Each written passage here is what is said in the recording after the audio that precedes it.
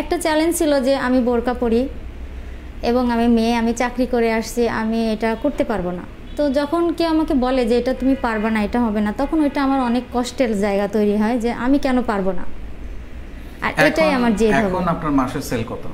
এখন আমার মাসে শুধুমাত্র ঘরে বসেই আমার 1 থেকে 1.5 লক্ষ টাকা।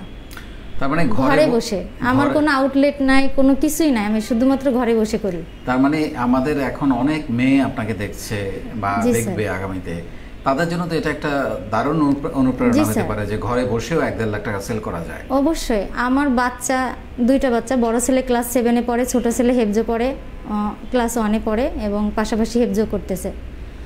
বাচ্চা দেখাশোনা করি, পাশাপাশি ওনার বিজনেস আছে, সেটাকে সাপোর্ট করি। আমি ভলেন্টিয়ারিং করি।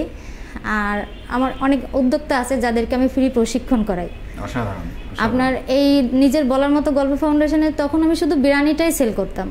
এখন আমার 100+ প্রোডাক্ট আছে যেটা আমি নিজে তৈরি করি স্যার। এবং সেগুলো তো বলে শেষ করা যাবে না। দুই একটা আইটেমের নাম বলতে পারেন? যেমন biryani, kalabhuna, chuijhal, dessert item, cake, biscuit, burger, এই জাতীয় সব। এবং এগুলোর পরে আমি প্রশিক্ষণ করাই, যেটা নিজের বলার মতো গল্প ফাউন্ডেশন আমাকে পথ দেখাইছে।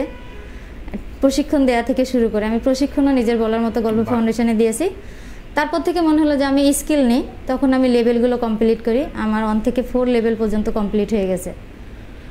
এখন আমি প্রজেক্টে ট্রেনিং করাই, পাশাপাশি নিজে বাসায় ট্রেনিং করাই এবং বিজনেস আছে পাশাপাশি।